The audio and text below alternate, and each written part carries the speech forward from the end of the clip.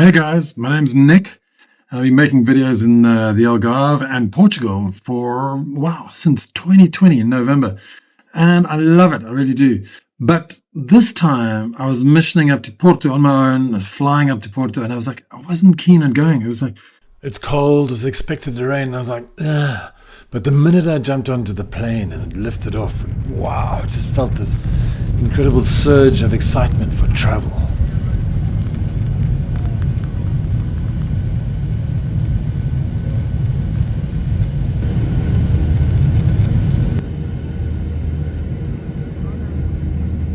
Gazing out at the Rio Formosa between Fuzeta and Olhão is always a magical experience. It's high tide now, so it's like really looking good.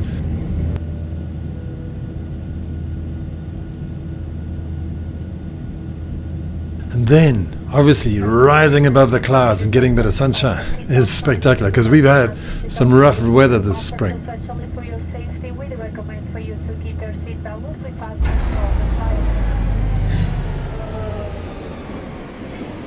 Now, strange enough, the Porto airport is actually quite far north of Porto itself. So normal travel arrangements had me going from Porto airport and going all the way down south to Porto by train, by the metro, and then catching a train from the middle of Porto back up to Viana do Castelo. But I thought, let me be smart. I'm going to dodge the system, right?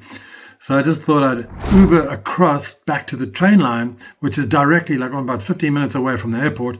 And then I'd jump on the train and just shortcut the whole going into Porto and out of Porto stuff before, because I was going to go to Porto later, that you'll see in a future video. So I did this. Here's how it panned out.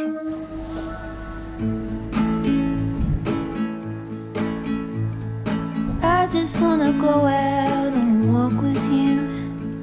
Baby, you know I just like to talk with you. You don't have to tell me anything that's new. I just want to go out and walk with you.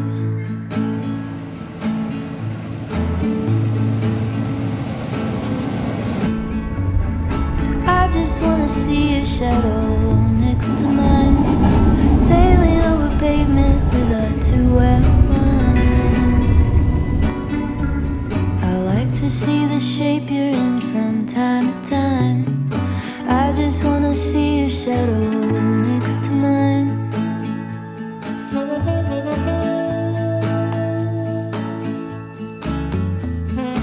I just want to see the same things you can see, understand the meaning on a new. While last week we explored the Algarve's glorious Rio Formosa, this trip also forms a part of my series called Portugal Unlocked, and we're opening the door to the north, including Viana do Castelo, the train along the northern coast, and then a concise but detailed overview of Porto. It's going to be a great trip, and it started with an easy afternoon's journey, as you've seen. But before I start telling you a few stories about Viana do Castelo, let's get the lay of the land and pinpoint a few useful landmarks. As you have seen, Viana do Castelo is one of the northernmost cities in Portugal, with Bragança being a smidgen more north. My entrance by train was from the south across the River Lima, which naturally has historical significance all the way back to Roman times. They called it Limaeus and thought of it as the mythical Lethe River, the river of forgetfulness, which was one of the 5 watercourses that flowed through Hades, the Greek underworld. Yikes, that's scary. It flows all the way across Portugal, but not as far as you'd think, as the border has a large kink near the Peneda Gerês National Park, which the Lima runs through.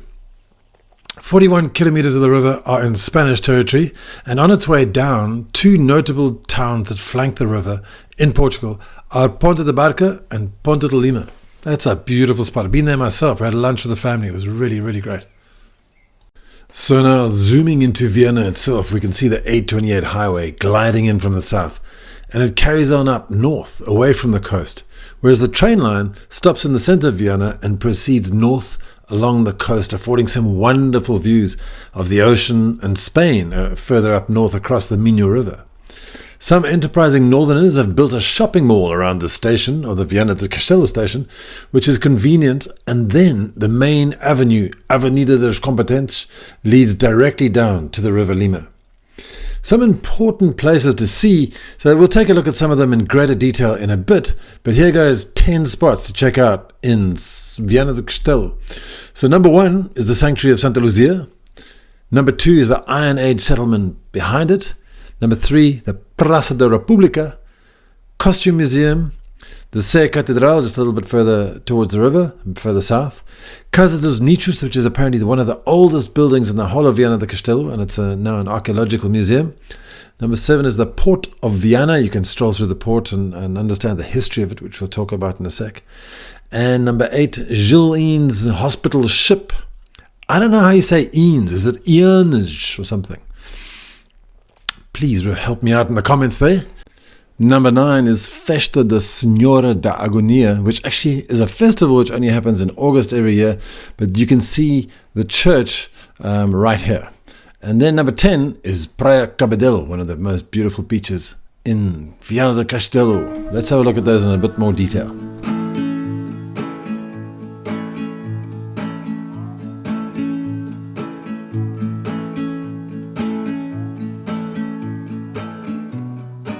Let's start with number 2 on our list, the Citania de Santa Luzia, which is an archaeological site that dates back to the late Bronze and Iron Age, with evidence of occupation from around 800 to 400 BC. And it's a type of castro, which is a fortified settlement of the northwestern Iberian Peninsula. Now, it's strategically placed on this hill for defensive purposes and natural visibility of the coast and river. And some key features included these granite dwellings, which you can still see relevant elements of. They are grouped in family units. Stone-paved roads and steps weaving through the village, defensive walls, with sometimes 3 concentric ones, and public spaces for trade and communal activities, as well as storage silos for grain and ceramics. Now, what they would do, they would farm, they would have animal husbandry, so that's basically cattle, pigs, and goats. They'd create pottery, metalwork, and spinning textiles. And when the Romans arrived in the 1st century BC, they integrated many castros into their empire, often without destroying them. And the Citania de Santa Luzia shows evidence of Romanization, including Roman coins and pottery, possible baths or small sanctuaries, and architectural adjustments with rectangular dwellings. So it's quite a thing. You can get in there and you can walk along. You can see this walkway, and you can walk through and you can experience the old prehistoric village that was here. Let's get back to number 1 on our list, because you cannot ignore the spectacular and iconic shape of the Santuario do Sagrado Coração de Jesus, so on Monte Santa Luzia. So that's basically the sanctuary of the Sacred Heart of Jesus on top of the Mount of Santa Luzia. And it's situated, as you can see, on top of this hill overlooking Viana. And just quickly, if you're wondering what the other building up here is, it's a pousada which you can stay in for between 100 and 200 euros per night, depending on the season, obviously. And it's a proper 4-star hotel with gorgeous views and really great service. I kind of wish I'd stayed there instead of my little B&B. I dedicated a good part of my day and a great deal of effort to walk up the hill. If you're not up for the walk, you can either drive up there or take the convenient funicular, because it is a challenging climb.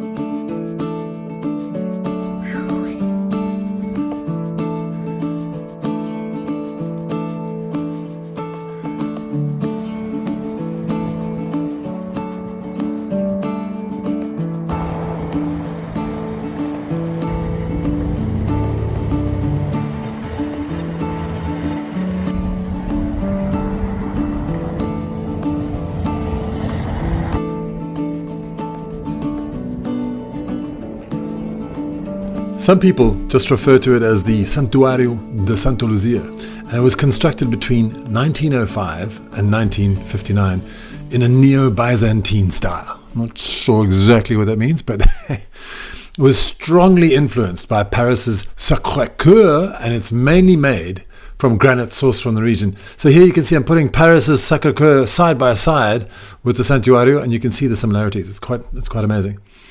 The key features of the building are a massive central dome, rose windows, a Latin crossed floor plan, and beautiful stained glass and interior mosaics. I took a walk through it and it was absolutely stunning.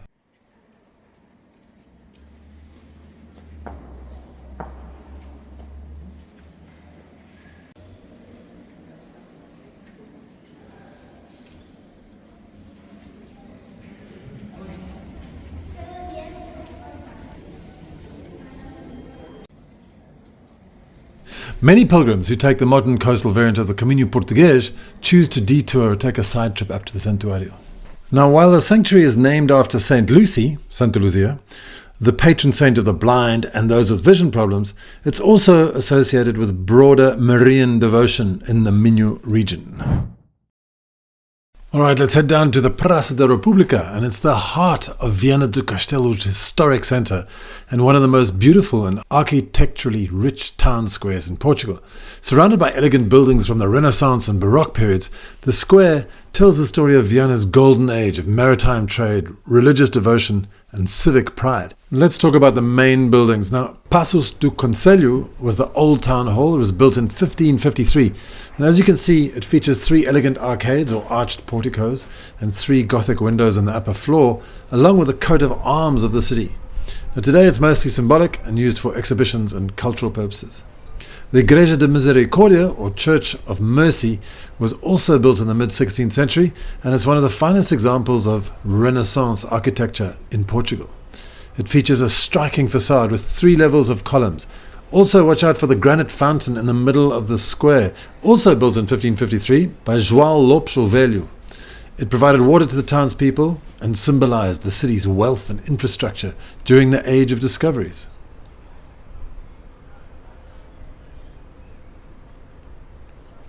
The Museu do Traje, or the Costume Museum, is housed in the former Bank of Portugal building, and it's done that since 2004, where you can appreciate the ethnographic wealth of the traditional costumes of Viana.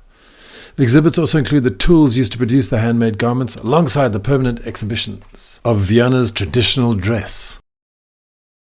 So I looked it up, and you pronounce it Gil Eannes. The museum ship was built and launched in Viana in 1955 and served primarily as a hospital ship servicing the Portuguese cod fleets working the waters of the North Atlantic off Newfoundland and Greenland. It was restored by the people of Portugal after being abandoned, and it offers a raw, immersive experience. Engine rooms, sick bays and real sailor bunks. It's quite a good tourist attraction. The Festas da Senhora in mid to late August every year is a living museum of Portuguese identity. And apparently the locals say, we don't dress up for show, we dress up for who we are. So what happens really is there are a bunch of processions, with the main 2 being Procissão ao Mar, where the image of Senhora da Agonia is carried down to the Lima River. I mean, I imagine they carry her from a church of Senhora da Agonia, which I'm walking past right now, as you can see. But I've actually never been to this festival. And flower carpets and the Mordomia parade, where all the locals dress up in traditional costume. It sounds really spectacular. If you've ever been, let us know in the comments. I'd love to hear about it. But that's not all. There's fireworks, sardines, and vinho verde cap off the festivities. And for the final one on our list, Praia de Cabedelo. But let me just say that this list is not exhaustive. There's tons more to do in Viana do Castelo. So you can hop across the bridge and take you about 10 minutes to drive down to Cabedelo, or about an hour to walk to this gorgeous beach. Just to end everything off and put everything in perspective, what I'd love to do is, while I walk around Viana, I'd like to tell you a little bit about the origins of the city. So back in 1258, Viana was officially founded by King Afonso III of Portugal, who granted it a charter under the name Viana de Foz do Lima. However, its history goes back much further. The region was originally inhabited by Celtic tribes, as evidenced by the Citania de Santa Luzia, an Iron Age hill fort settlement that we've talked about. Now, the area was later integrated into the Roman Empire, benefiting from trade along the Lima River. There were no Roman roads here, they all just used the river. And in the Middle Ages, in the 12th and 13th centuries, Viana grew as a fishing and trade hub, specializing in salted cod, or bacalhau. And then, in the 15th to the 16th centuries, during the Age of Discoveries, the town played a crucial role in Portugal's maritime expansion, supplying ships and sailors for voyages to Africa and Brazil. Viana became one of Portugal's most important shipbuilding centres in the 19th and 20th centuries, with industries focused on deep-sea fishing and naval construction. And to this day, as you can see, I'm walking past West Sea, so they still build ships here. As of 2021, though, Viana do Castelo has a population of about 85,000 people in the entire municipality, with around 36,000 living in the city centre. And it remains an important regional hub in northern Portugal, balancing historical charm with modern history and tourism. And it's amazing, there's tons of culture here, there really is, and it's a great preservation of culture. So I hope you enjoyed this little walk through Viana, and it's a little spark for you to go and explore and do more. It's definitely not a totally comprehensive look at it, but it's just to pique your interest so you can go and visit. All right, so next week we're going to go back down to the Algarve and create a where to live in the Algarve in 2025. It could be fun. See you next week and have a great week. AlgarveAddicts.com. We'll see you next week, but if you need any help relocating to the Algarve, click through to our website, AlgarveAddicts.com. We offer tours, immigration assistance, long-term rentals, and we can buy you a house.